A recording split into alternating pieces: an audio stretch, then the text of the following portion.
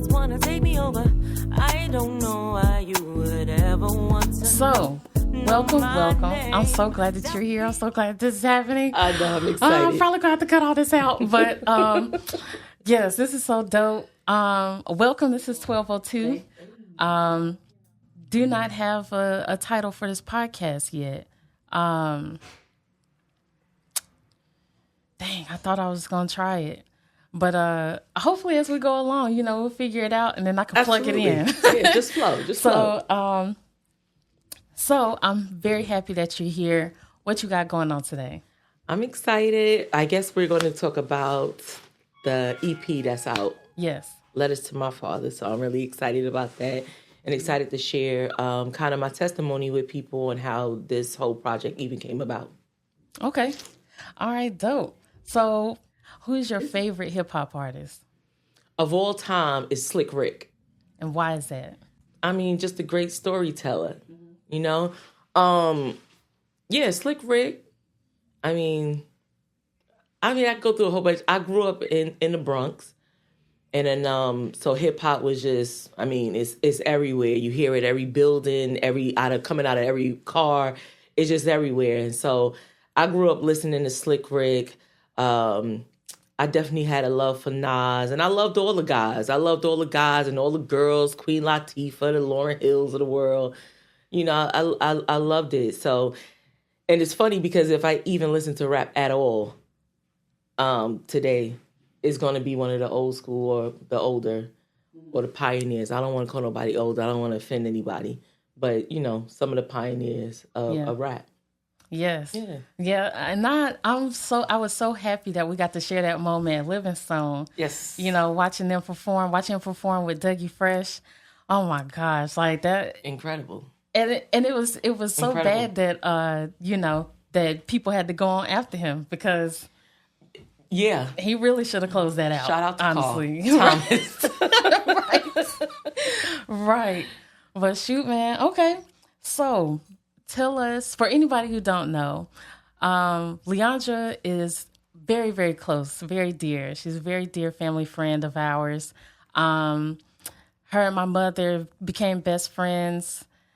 I'm not familiar with the backstory, but all I know is that ever since you've been in our life, like, you've helped us, you've fostered everything in us, musically. So to be able to sit here and talk to you about your own project, I feel like it's just crazy. It's full bananas. circle. Like, well, that's a better way of saying it, but to me, it's insane because, like I would have never imagined that. I didn't grow up thinking, I think everybody from New York at some point in time think they can rap. You know what I mean? So it's like, that's nothing new. But whether you can is a different story. But I didn't grow up thinking, I wanna do music. I wanna do music. No, that wasn't on my list of things to do. And so how it came about was just really honestly, it was just out of this world. It's nothing that I could have, orchestrated. It was only something that God could have done. Right. So. Yes. And watching you on that journey is, like I was telling E earlier, I was like, thinking back on it, she would rap over my beats and things like that. But to actually see her write a song, like, it's amazing. So tell us about Letters to My Father and how you started that journey. Yeah, so I would say it started last year. I had this dream, and I've been sharing this dream with everyone because honestly, it's just the truth. And so I had this dream, and in this dream, I was sort of at this like music executive party type thing, and this lady was handing out drinks. And anybody who I'm sure most people don't know me right now, but I am a substance use counselor by trade. So, I'm always conscious about the alcohol or different things that's around and things like that. So she was handing out some drinks, and I was just like, wait, hold on, what's in these drinks? And that just sounds like something that I would really do in real life because I don't drink alcohol. And so, and I would question it. But nonetheless, we had this party, we leave this party, as we're leaving this party, we go downstairs. There's some people there who, in my dream mind, I feel deliverance needs to come forward. All of a sudden, an angel breaks out singing. And the music, I cannot explain it to you. I can't tell you if it had drums, violin, bass, none of that. What I can tell you is that it was the most beautiful music I've ever heard in my life. And I cannot describe it to you, but there were no words. And I somehow knew what the words should be. And I started singing those words. And this dream was so real. It was so real to me that when I woke up, I was still crying because I felt the Spirit of God on me and in me and through me, that I was just like, I was like, I didn't know what this was. And so, sorry. And so, sort of after that, I started getting more prophetic words about singing. And I'm laughing. I'm laughing at this, and not at the people giving the word, but it's like funny to me because I'm like, I'm a social worker, you know what I mean? There are so many people who, like, their dream is to get in the studio. Their dream is to write music and do all of those things. And so it was just like, why me? And so, of course, whenever I consult with God and I ask him, what is it he want me to do? And once it's confirmed, I just do it. Okay. You know what I mean? And so that's what I felt. So that's how Letters with My Father started. I would say also is that I was going through such a hard, dark time in my life. The trust with people wasn't there. And that's been like years in the making. That comes from a lot of like childhood trauma and things like that. Feeling rejected. A lot of the years of my life growing up and then young adulthood and older adulthood. Yeah. You know what I mean? And so, when you're dealing with that, and so all those things, and it was just like all of that history and all of those feelings came rushing in and flooding in all at once. And now I'm sitting here trying to figure it out again. And the last thing that I'm trying to do is to pray about it. Right. The thing that I always do. The last thing is to pray. I wanted to sleep. I felt depression coming on, but I kept telling myself, like, I'm not depressed. And I'm like, I'm not depressed. You know what I mean? Like, sometimes you got to talk to yourself like, no, I'm not. I don't care what I'm hearing right now. I know that I'm not depressed. I know that I'm good, but I don't know what this is. And so I remember I opened up my Bible, and, I think at some point in time, if you haven't done it, you will. You will get to a point where you have to come to God and you have to ask him, God, I need your help. And sometimes this prayer sounds different from everybody, but the point of the prayer is the same. I'm at my wit's end. I don't know what to do, and I need your help right now. And so, and then that's kind of what I did. And all of a sudden, I started hearing melodies. And I cannot explain this to you. Just melodies and hooks and songs and lyrics. And a lot of the lyrics were just scriptures, but I would hear the scriptures in a melodic way. And so that was so strange to me, but I started voice recording them, on a voice memo, like, okay, let me just put this down because I didn't know what this was. And so before I knew it, I was spending time in my word because that's what fuels me. And the more time I spent in the word, the more music I kept hearing. And I'm like, oh, what do you want me to do with this? And so I'm sorry. Am I talking too much? No. Okay. Okay. But so, I started hearing this. And so, I'm in Greenville. This is maybe 4 months after a pastor at a church started prophesying to me about singing, and I'm laughing because I'm like, yo, I'm a social worker. Like, what are you talking about? And so I'm in Greenville getting my hair done, and this young man starts to prophesy to me a similar thing, and I'm like, I don't understand. What is this? He's like, you're getting in the studio soon. I joined this small group at a church I attended one time. One time. I love that church. It's called Koinonia. It's in Greenville, North Carolina. It's a great church. You feel the love as soon as you walk into the building.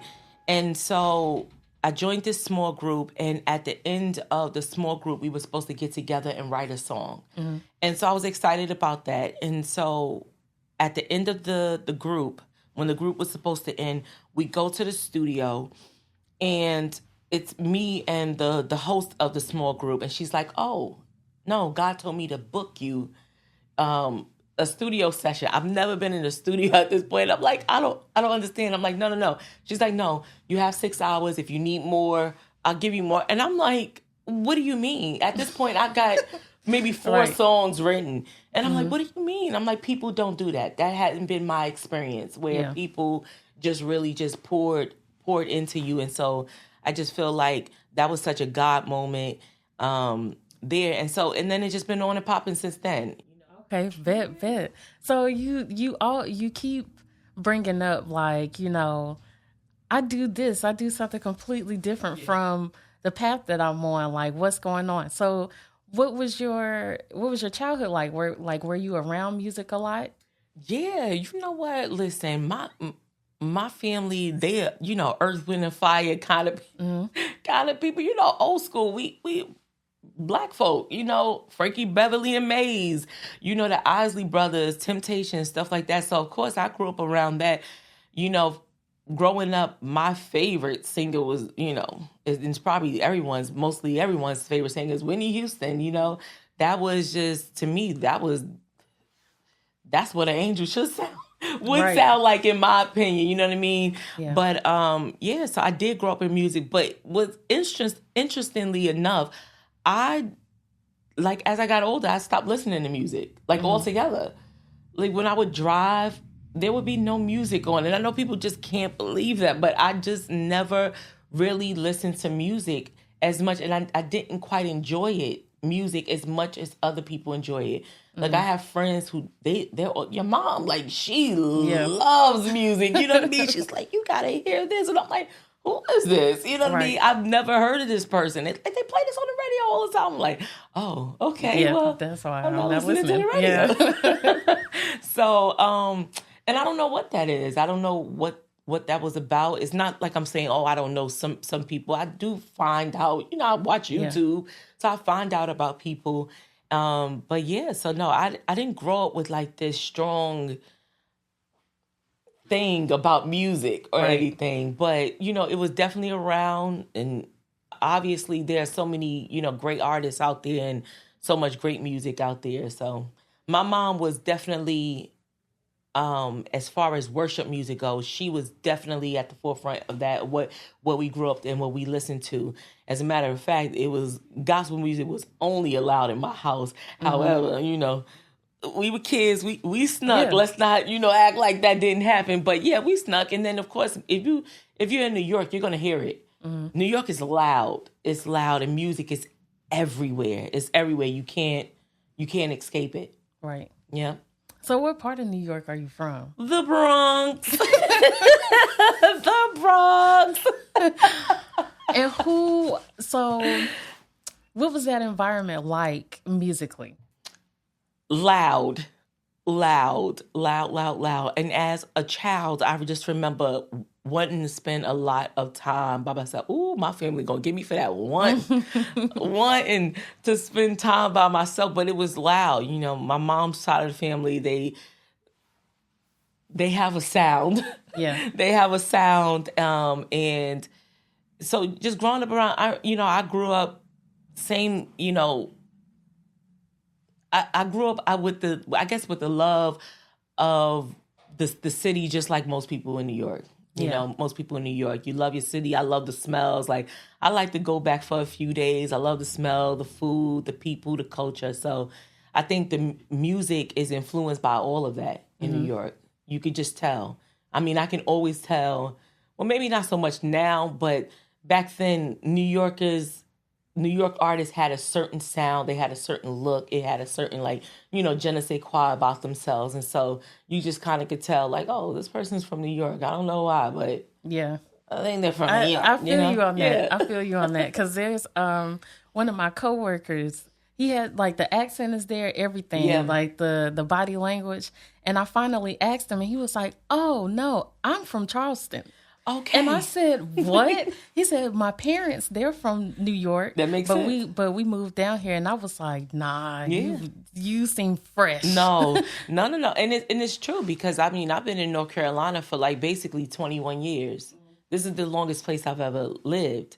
And people are like, well, how do you still have your accent? And of course, I don't hear an accent. I don't hear one. So, and I'm like, well, my whole family talks like this. They sound like this. So, if they all had a British accent, I would have a British accent. Right. You know what I mean? I would sound like my family. So, I guess that's the way to describe it. And then like all of my grandparents are from South Carolina. So all those Southern roots and traditions, I do those same things still to this day. And they're like, well, how do you know about that? I'm like, well, I was raised by people who are from the South, so you don't lose it just because you live in different places. You just continue them. So you being here is not much of a difference. Because, no, I tell people I'm from Salisbury all the time, Salisbury, North Carolina, and they're like, no, that's not where the accent is from. You know what I mean? Exactly. It's like, I'm no. I'm from Salisbury. You know what I mean? I tell them that, because that's where I've lived for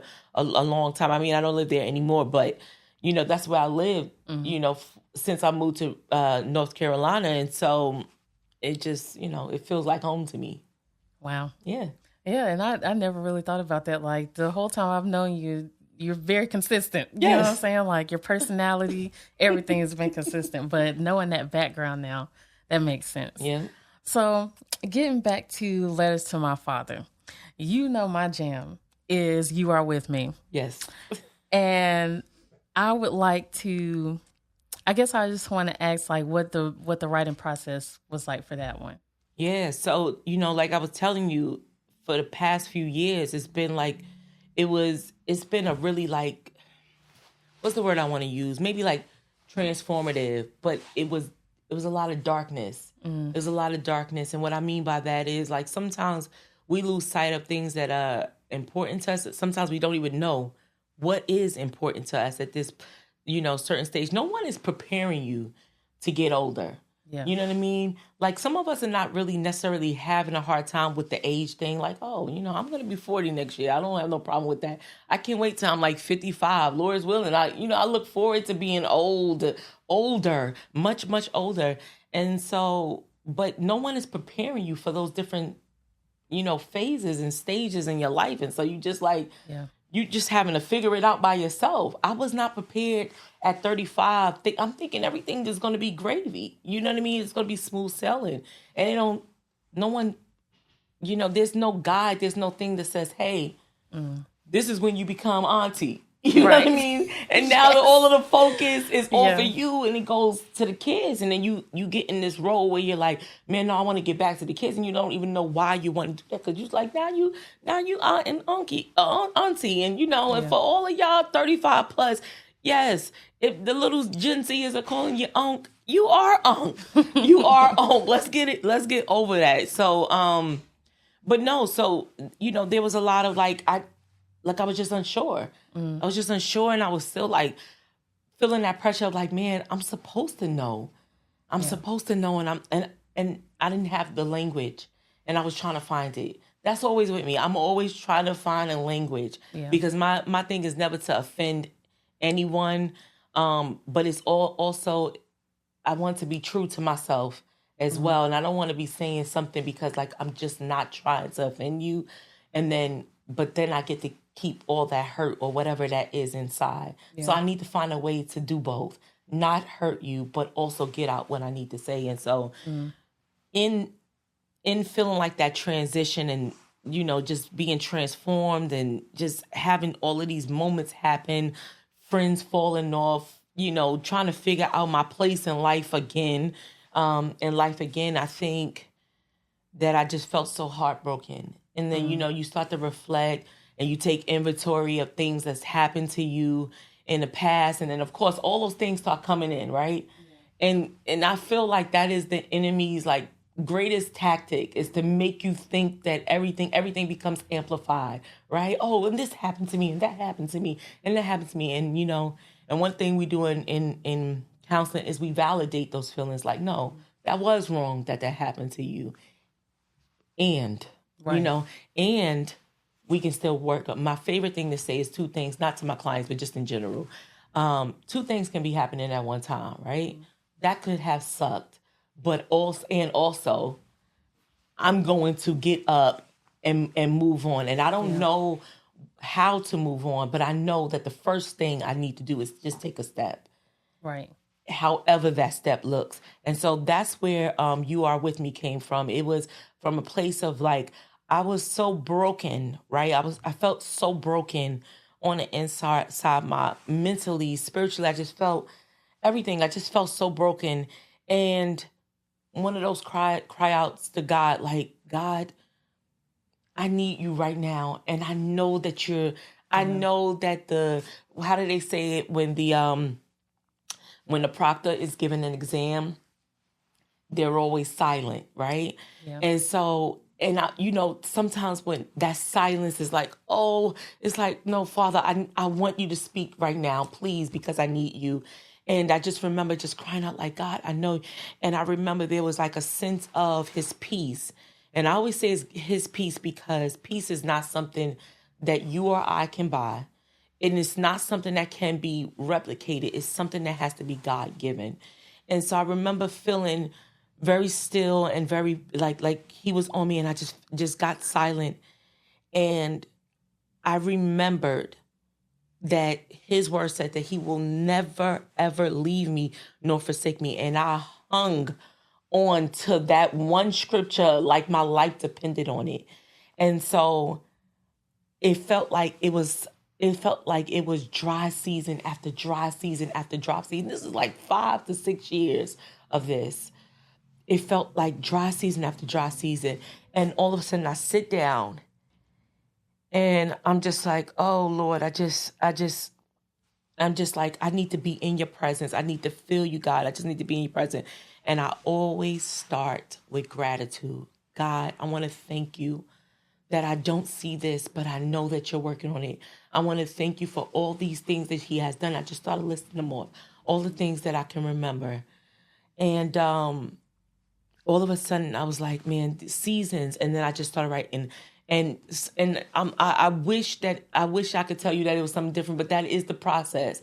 It just comes to me. And I just heard seasons change. And I write it down. I just start singing over and over again. And then I remember Psalms 23, your rod and your staff, they comfort me.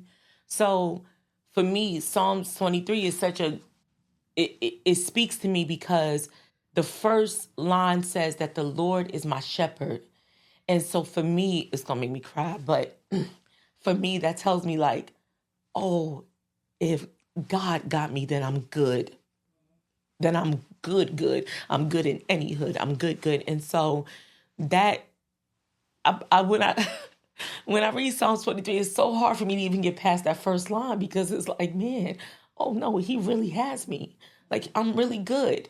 And so as I'm writing the lyrics, the chorus just comes and it's like, I am feeling down right now, but I know you are with me, and all these things are happening, but I know you are with me.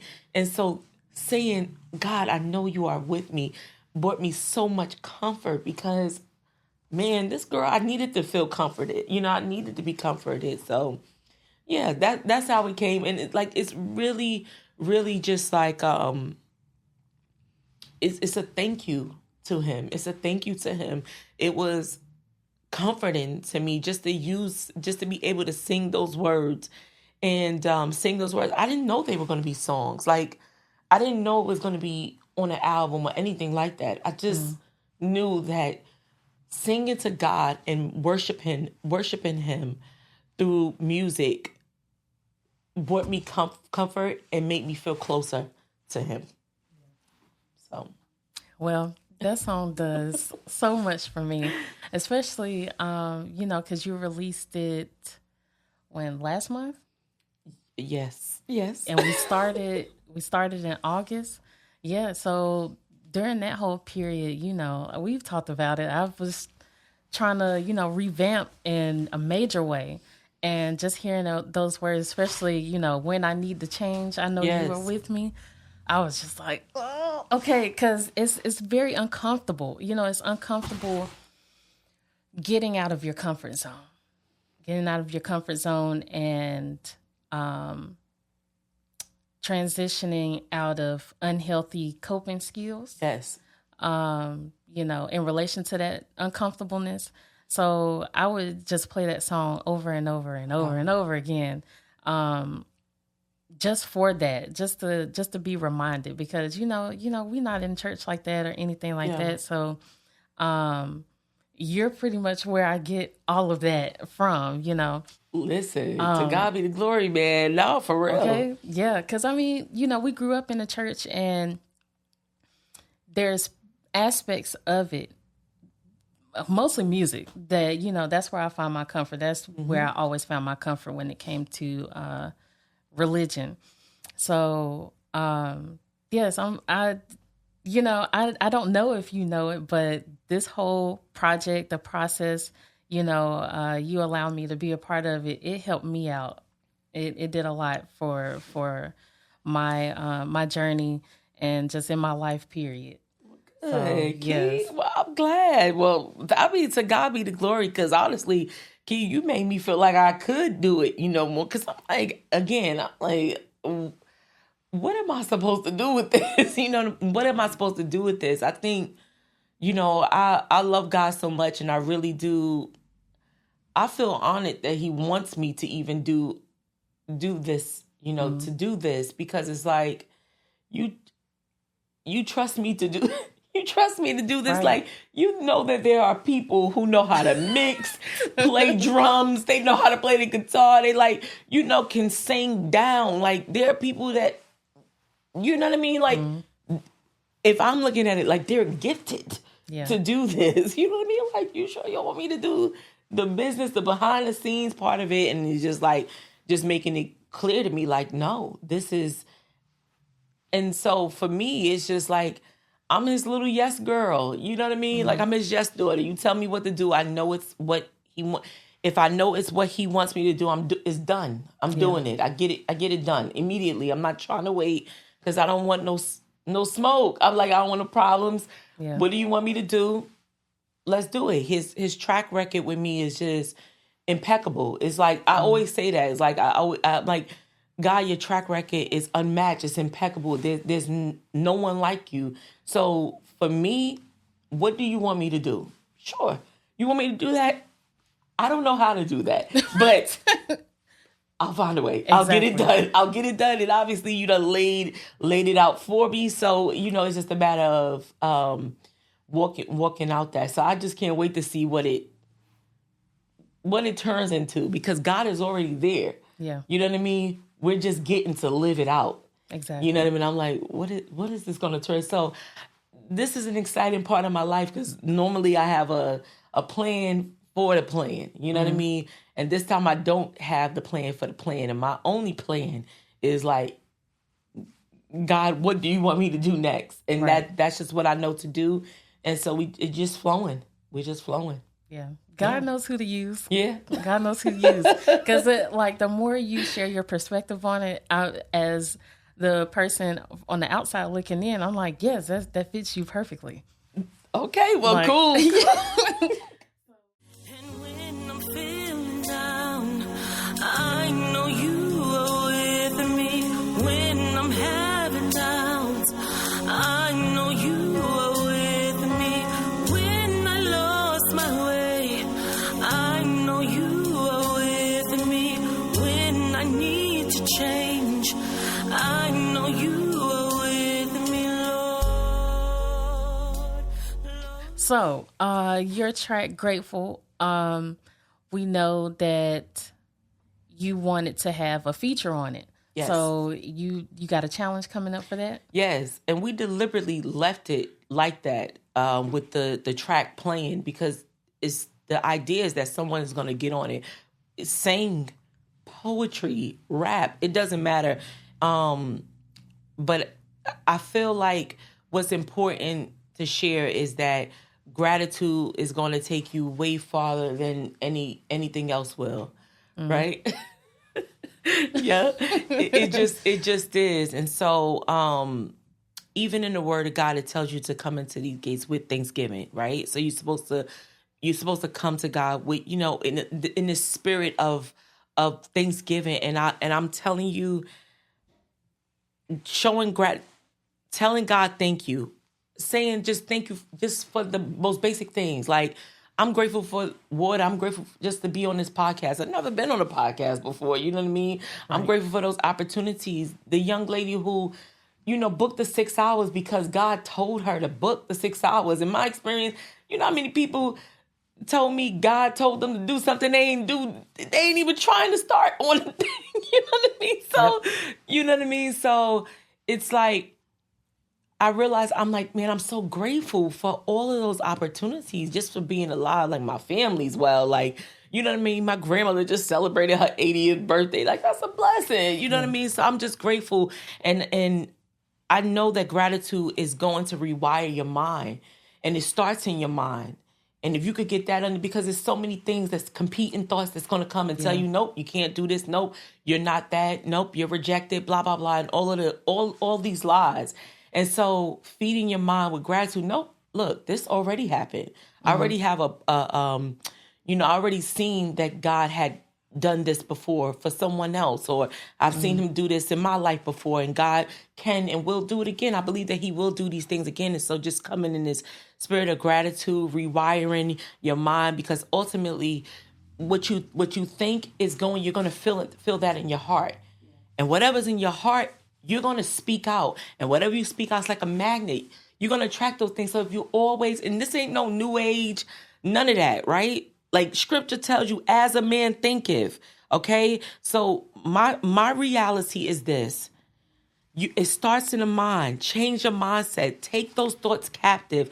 Every lie the enemy is trying to tell you, every lie you may try to tell yourself, try to tell yourself of what you can't do because your mother couldn't do it, or your dad didn't do it, or whoever didn't do it. It doesn't matter. You got breath in your lungs. You got a chance. Get out there and do it, and start by showing gratitude for the things that already happened for you. Even the bad things that happened, but it didn't take you out, and it made you stronger, and it made you see, like, no, I can make it through things, because that was one of the worst things that could have possibly happened to me. Yeah. And so the whole challenge is, jump on the track and express what you're grateful for.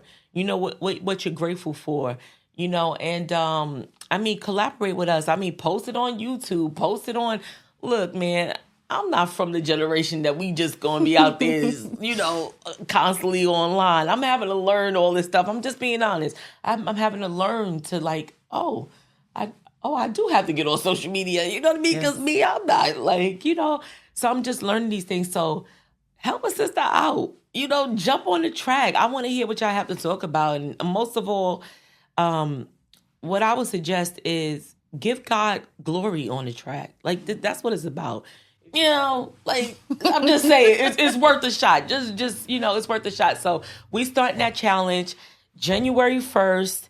We're going to have a year of gratitude. At first I was thinking, like, 30 days of gratitude. And I just felt like, no, God, you too big, you too good. We need a whole year of just gratitude. And so, I say this, I'm a recovering complainer, where I just complain about everything. And in some ways, no, not even in some ways, it's gossiping, it's gossiping. And I didn't realize that. I was like, nah, you know what? I'm not doing that no more. I was like, I'm not doing that no more. I'm just going to walk in a spirit of gratefulness. We all got stuff that we think, like, man, this should have been this way. I'm tired of always having to do this or do that or do this. And so that's one of the things that God did for me in this season.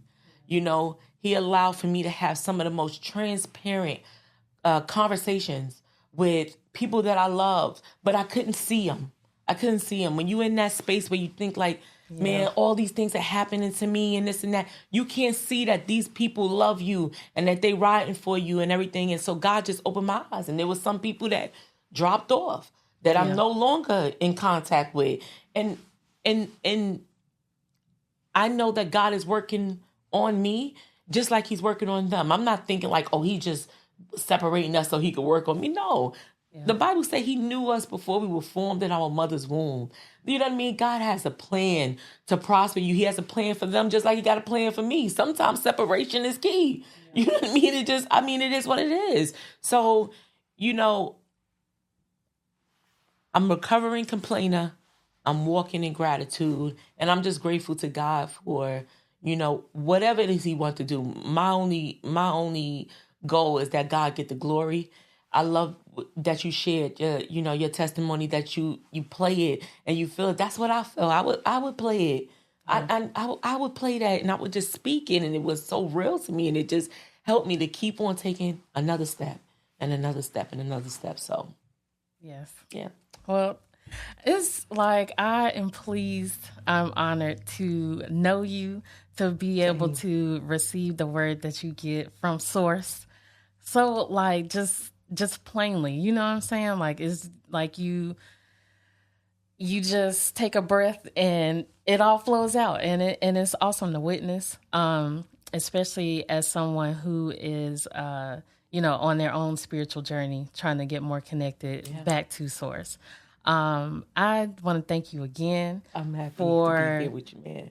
I love it.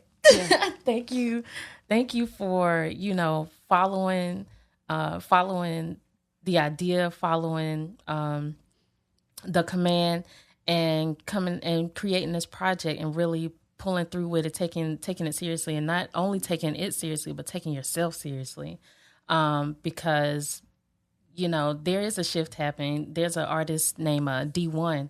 He talks about how the shift is happening. Yeah. People are starting to wake up from the BS. So, I feel like this is a part of that. And people need to see examples. Yeah. Like, regardless of what we may think, people got to see it in order for them to feel confident and move in their own way.